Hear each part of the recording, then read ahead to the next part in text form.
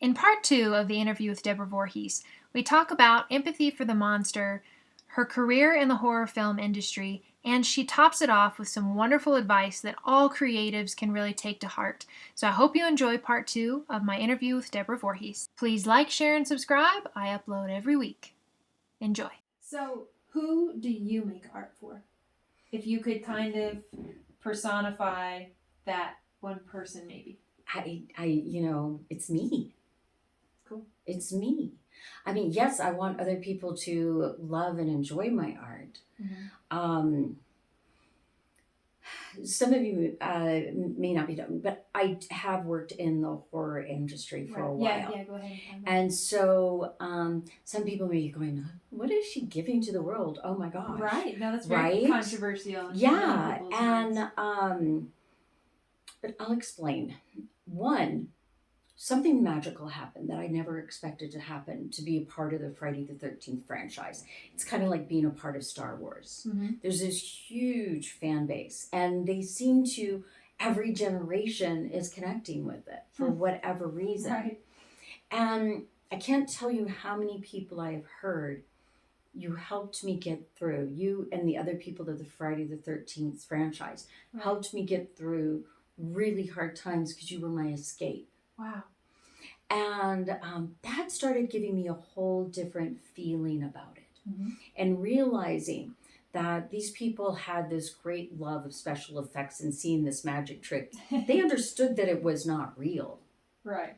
But they loved to see how it could be made to look real. And it's like a magic trick because nothing as scary is going on. Right. And everything's perfectly safe. In fact, you have this very warm camaraderie with the people on set. And you're helping each other, and you're caring about each other, and you're loving each other, and but somehow or another you make it look like something horrific. You know, and people enjoy that adrenaline rush, but more than that, even in 13 Fanboy, that's the one that I directed. Mm-hmm. Yes, it's a scary movie. Yes, it has slasher elements. Yes, it's a horror film. Yes, it's a thriller. It's a suspense. And it's all those things for entertainment. Yep. But our monster, I didn't just let the monster be a monster. Mm-hmm. I told you who the monster was and why he was who he was. Mm-hmm. Why? Because this is a really tough one for people to get. And believe me, it took me a while. Mm-hmm. Kicking and screaming to get there. But finally, a light bulb went on in me, and realizing that we're all one, we're all energy, mm-hmm. we're all a part of this crazy thing we call humanity. Mm-hmm. We're also a part of this soul, love, and light thing too. Mm-hmm. And guess what? That means that monster is us too. Mm-hmm. And we aren't getting out of this without all of us together, because we're one. We are one. So you have to have some empathy and embrace the monster as well. Mm-hmm. Not that you're embracing what they did. It's not that you don't still need to, when they're real monsters in the real world, they still need to be arrested. They still need to be kept from other people so they don't harm them. Mm-hmm. But that doesn't mean we have to forget that they were once little children. Mm. They were once only light and love. Right. That they got lost somewhere in this craziness. And then even going on one step further, are they truly a monster, or are they playing a role of a monster? Mm. Because what have you learned from that monster? And there were times when I've met monsters in my real life. Right. Where I would not hear this. I could not understand it. Mm-hmm. But through them, I learned such a great compassion. Hmm. Yeah. I wouldn't trade it.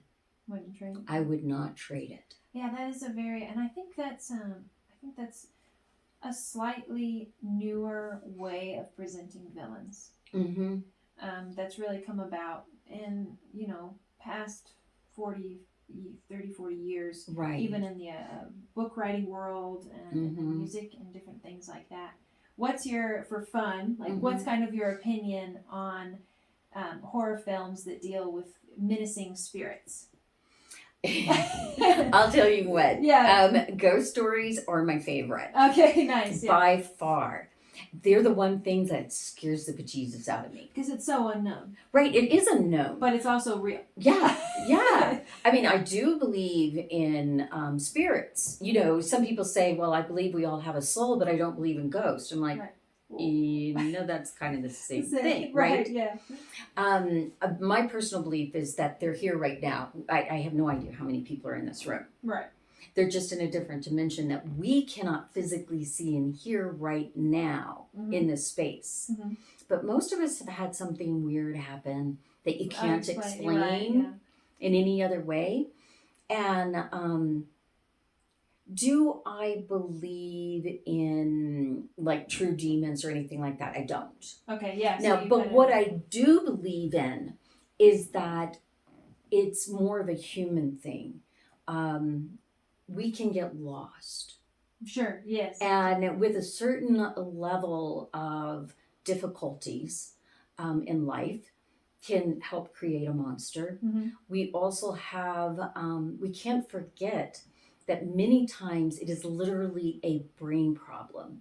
And very often we actually have a high level of people who are missing a portion of their frontal cortex, which is impulse control, and that can set someone off to be a monster. And so, with that, I mean, in the entertainment vein, are those kind of films, do you feel like, and stories, books, or do you feel like they are just pure entertainment, or do you think that they're opening any kind of door to more the idea of menacing spirits, and not looking at the humanity? Right. What do you think about that? Well, I do know that some people believe you shouldn't talk to spirits or anything because you might open up a portal or something. I think that there could be some validity because obviously I can't say that I know the answer to this. Right, yeah. I do think that sometimes, particularly if somebody dies very quickly and violently, that they may be having some confusion on the other side and take a little bit to realize what's going on. And so maybe their actions seem menacing. Okay. I don't know if you've ever watched Ghost Whisperer or not. Yes, it's been a long time. I love that show because it very often showed a spirit that seemed to be very menacing. Right, and then there was a miscommunication. You didn't understand what they were trying to communicate or what they were trying to say, and there was a fear and things involved. Right. I think that's possible. Yeah. But I think for the most part, when we cross over, once you get past that initial state, okay, yeah, that you go into a much better understanding of what's going on. So there's kind of still some growth even within the spirit realm. Absolutely. What do you think about using that as writing tools? For making stories. Do you think that there's anything that we're missing? I mean, actually bringing that up. I mean, and if anybody listening has some suggestions for material to look up, I feel like there's very few resources as far as fun stories go about the journey of the spirit. We do have films that have misunderstood spirits or agents within the film. The characters figure out what's going on, and then they can release them of their sort of earthly burden. Right. But wouldn't it be funny? It would be a really funny comedy to have a spirit that's really being misunderstood, but still having to grow and learn from the other spirits on how to communicate with people. Look at it from that whole other perspective, as an entertainment. I love ghost stories. I think that's a fabulous idea. When are you going to do a ghost story? Well, I definitely am. Nice. After Ruthless Games, I have another one that's dealing with reincarnation. So while it won't be directly dealing with spirits, it will be dealing with kind of the body, the knowledge the soul of where the soul is going and such. Cool. Well, that's fun. And yes, I definitely want to do a ghost story as well. And I definitely would be interested in an idea like that. Right? Yeah. I do believe, I mean, we have such limited information. Right, yeah. You know, I know sometimes people say things like, well, they need to move on into the light. Right. Well, how do I know that? I know, why can't the spirits be dropping us clues, huh? Right. Well, I believe they do. Yeah. And how, I mean, I don't know what my neighbor should do. I don't even know what my husband should do. Right. You know, so how am I going to guess what a spirit should do? You know, Yeah. I'm like, you know, as long as you're respectful and not breaking things and messing with my electricity, and for the love of God, do not touch me. Right, yeah. You know, we're good. Because I have had that happen. Oh, there have been many people I have felt, a presence for sure. And so with that, when it comes to your own writing process, because you have written your own scripts, and you have written your own stories, and books you used to sell at 5. Yes. I do have an unpublished novel too. Not yet. See, there you go. And yes, and you're a novel writer too. So what is something that you do to kind of get out of a writer's block? What's your go-to? Okay. Well, first of all, my writing process has changed 100% since when I first started. I used to just start out my story and go on a wing and a prayer. Right. Yeah. And now, once I know the basic idea, which basically just writing a log line of what the story is about, the very first thing I do is I get my ending. You don't know. Think about it like you're getting into a car. And you first, before you know where you're going, you need to know where how to get there. You got to know the destination. Right. So if you know your ending, it really does help open things up. Now, you have to be very, very careful. When you are in writer's flow, do not let anything get in your way. That includes sleep. Get it down on paper. Because if you say, I'll write this weekend, you will miss so much and you will be out of the writer's flow. So make sure you use it when it's there. And as soon as you have your full outline and how it's going to be, I also like to take, all right, you know how sometimes you have two stories going, right? They may be related in some way, but there's a different character arc for the people on this part of the story than on this part of the story. They may still interact, but there's different things going on. Yeah. Well, if you're going to fully look at your character arc, you need to have this story do. Then you have this story do. Now, that doesn't mean you're not weaving at the same time. Right, yeah. But you need to see their character arc and get it out into a solid outline. By the time you get to actually writing it, you're just filling in it's like coloring in the lines. Right, at that point. Cool. Yeah. You're adding the color. So that's really it. Okay. Get your ending. Don't let anything stop you. Do not. When you have that flash of an idea, whatever you're doing, stop. And race for your pad and pen or race for a recorder. If you're out somewhere and you don't have a pad and pen, I suggest finding one because I like to do it that way. Right. But at least get your phone out and start talking. Yes. Doing anything to get it down and get out of the situation you're in absolutely as soon as humanly possible and get straight to writing. And forget sleep. You know, and if you're waiting for somebody to give you money so you don't have to work to write, I'm sorry, you're not passionate enough to write. You're not a writer yet. You're not ready for it. Yeah. Because when you get home from your job, you know, like I did as a journalist, first thing I did, I'd get myself something to eat, something to drink, set it by the computer, and off I'm going. Yeah. I'm writing on my story. And, you know, I would write until well past midnight. Then I go to bed and I get up and I do it again. Yeah. And when there's a passion there, you will do it. Yep, you make the time. You make it because And it's a priority. You can't not make the time because that passion will not let you. Mm-hmm. It's true. So what's the one thing Mm-hmm. that keeps you going, if you could summarize it? It's once again, it's the passion. Just the passion. Yeah, because, sure, I would love to do a film that's critically acclaimed, go to the Oscars and all of that stuff. That would be fabulous. But I always have another story I feel I need to tell. Mm-hmm. And I can't not tell it. Mm-hmm. It's not an option. And if you have an option to do something else, you're probably better off doing something else. Mm. Yeah. Because it takes a lot of your life. But, people say to me sometimes, well, you work so much. And I'm like going, I do? Because I certainly don't feel like I'm working. Mm-hmm. And they go, well, you need to just get out and play.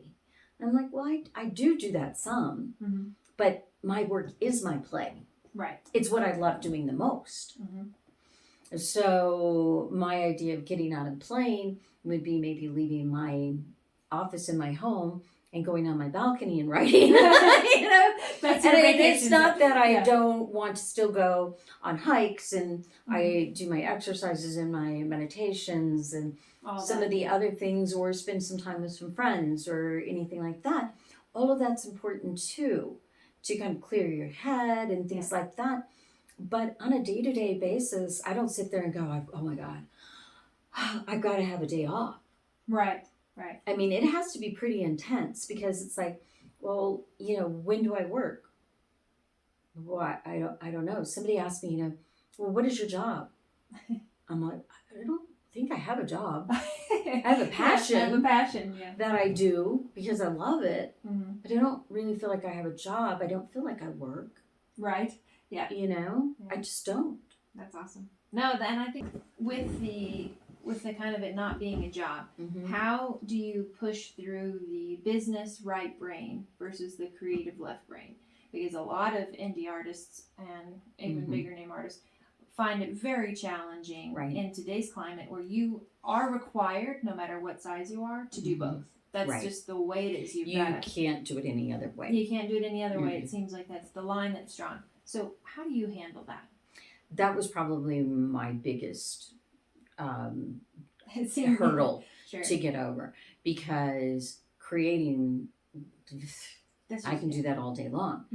People say, how do you get ideas? And I'm like, I have so many ideas, I can't even do them in a lifetime. Right. So, but when I did realize that I was going to have to do my own promoting, that became very difficult. And that's actually when I went back to horror. Because I'm like, well, I've already have at least a head start in this genre. Yep. And it was when I started understanding about the monster. So what is next for you? You talked about the Ruthless game we play. Right. So that's your next project. Yes. What else can you tease about that? This is a really tough one because you can't tell too much. Right. Because it's so much gives things away very quickly. Right. Yeah. With thrillers, it's so I mean it's we'll just say it's about an obsession for power that's so strong that at least one of the characters destroys only because of the ability to destroy. Wow. Yeah. And that's some pretty powerful, crazy shit. Yes, yeah, it is. It is. But at the same time, and if you were to read this or to see it, you're going to be going, you say this is about compassion and why? Right. Well, but that's a fun little twister for your own head to figure out when you watch. Right? Is to try and figure out, is to see really our two villains in this and see the compassion underneath. Cool. And so it's quite the challenge for the watcher. Yes. It's not just a wonderful, fun piece of entertainment, but also tucked in there is some food for thought. Right, exactly. And I feel like we've really got into this horrible, angry, shaming, right, yeah. blaming, throwing rocks at people. Definitely. Say they've lived basically a very good life, but something comes up from the past and they go from very revered to suddenly generally hated and people throwing rocks at. I think that is a very, very dangerous position to take. I feel like if we could all have our most embarrassing, the worst thing that we've ever felt in our own heart was wrong or bad, exposed, and it happened to everyone, it would generate compassion quick. Right, yeah. Because you can't throw stones when everybody knows you're shit too. Right, exactly. It's, the whole, he who is without sin cast the first stone. Right. Or before you're looking at the splinter in somebody else's eye, look at the log in your own. Right. And it is a dangerous thing, and our society in the Western world especially has definitely taken it too far. Right. And I think that's interesting to incorporate that within the story of your movie, because it is up to artists and creatives to help solve the problems of society. Right. Not that it's our duty to solve every problem, but we're the creative ones. Right. We're the ones who can see that this is damaging. Right, but it's causing a problem. Because we have the kind of brain to work around, and we have that responsibility to share story. I mean, fables, parables. I mean, that has been the fairy tales. That has been the role of the creative, is to be like, hey, this doesn't match up. Let's put it in a, take a piece of, like you do for a dog, you take a piece of medicine and you put it in some hamburger meat. Right. And that, and the hamburger meat is what he's really excited about. Right. But the medicine still goes down. Yeah, exactly. Well, Deborah, this has been, you and I could talk all day. Oh, yeah. So we'll stop there. Okay. But thank you very much for taking the time to do this. And I think you've been such an inspiration to me. I love your spirit and, yes, your passion. And the fact that you have never quit. You've never dropped your sword of determination, of grit, and of strength, and you handle it very gracefully, and I love watching that journey. So I have one last question. Okay. And it is, what is the one thing in art that we're not talking about, but we really should be? I really feel like it is about helping to awaken society to compassion and love. And we can do that by thoroughly entertaining them in ways that you're like, have no idea that you're even being helped. I know sometimes this idea of the woke culture is looked upon negatively, and that's actually not what I'm talking about. I'm talking about having true compassion. If you consider yourself to, once again, okay, I want to say this in a way that's not cutting anyone down.